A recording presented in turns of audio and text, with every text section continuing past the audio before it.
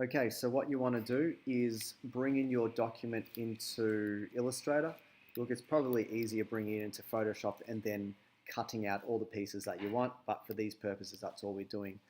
It's best if we make sure that our image that we've got is straight up and down, because that's the way Illustrator likes it. All we do is select our image trace it, and then we're adjusting all of our settings. Let's open up the image trace settings, and all I've got here is 128 for the threshold. We can make that a little bit more if we want. Now, I know in the original one that I had a lot more dirtiness or grittiness in there. I'm going to make noise 1 pixel. So then it starts picking up on all the different little bits and pieces that I've got there. Let's just add a little bit more to my threshold.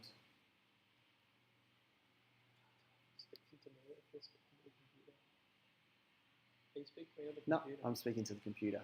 And this is now recorded on the computer. Hi, Ben. Hi. So once I do that, I want to make sure that I ignore white. If I don't ignore white, it will have this white background in there. I don't want to have that. So I want to click on this and click on ignore white, so it cuts out that white background, so that when I even place it over here, you can see that there is no white. Once I'm happy with that, I am then going expand. Now your version of Illustrator may be different, but I'm guessing it's similar because it's CC.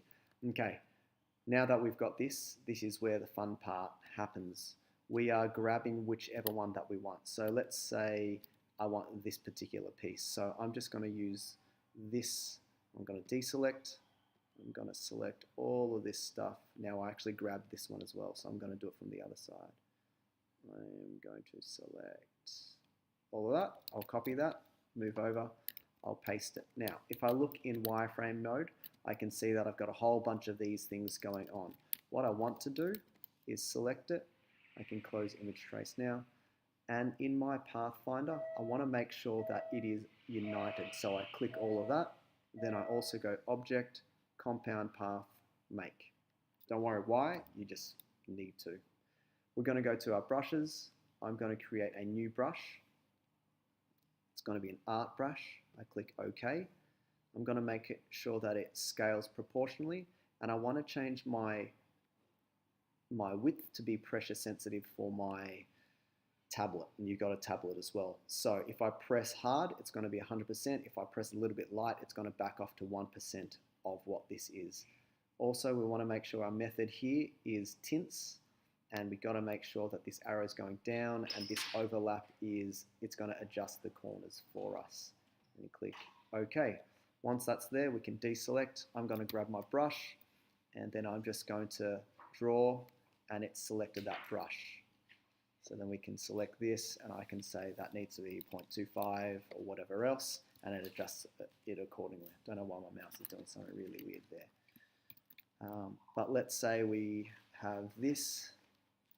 Now, if I increase both of these to be 0.5, you can see that it's kind of a bit ugly there. So what we want to do is make sure we do that, make sure we do that, make sure we do that, instead of trying to do that and having that weird corner there. The advantage of doing this is that it allows us to have a cleaner and more refined edge anyway, and we can just adjust it. We can always add or minus parts and adjust things accordingly.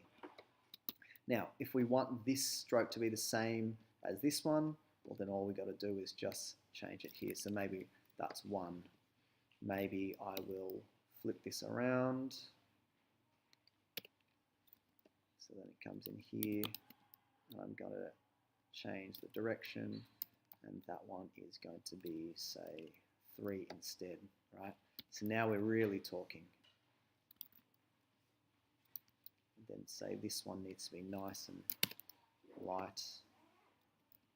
We can swap that around. Doesn't really matter.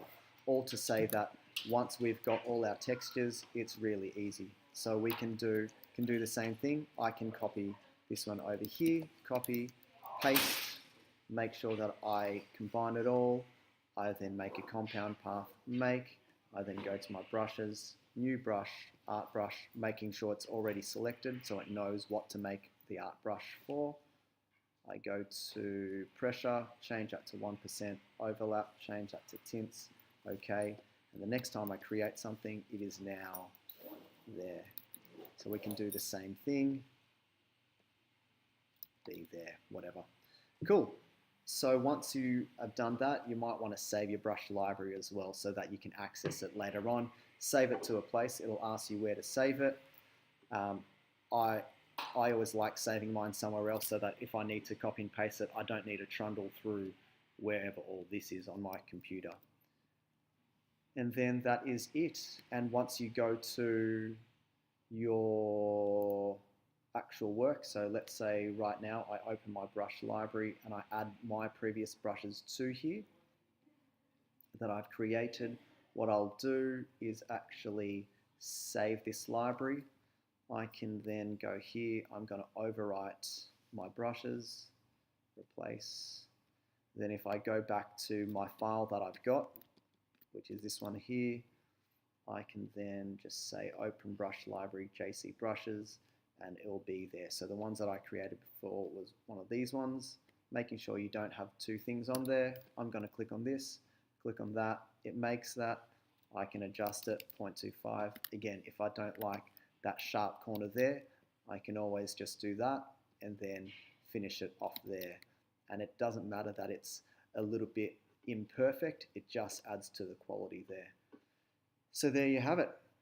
One way to create custom brushes with your work and allow it to still be vector, but still have so much more, character. If I just change that, character than before. It looks really cool, and it's all your own work as well.